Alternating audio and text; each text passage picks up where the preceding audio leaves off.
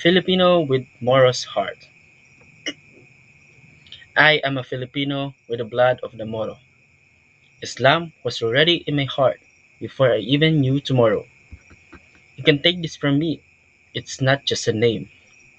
It's the way I was raised, and it's part of my veins. Every step I take, I carry it proud. Even when life gets heavy and loud, I smile the brightest, chin up high, with faith in Allah subhanahu wa ta'ala, I get by. You know the pastil, wrapped in banana leaf. Simple food, but beyond belief. You know the bulibid, covered with sugar so sweet. Soft and warm, my favorite treat. You know the mallow, soft my skin, wrap around me when I sleep in. You know the inol, colorful and wide. Threads of a culture I wear with pride.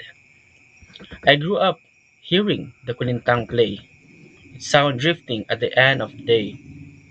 Elders talking about stories of warriors, honor, and old-time glories.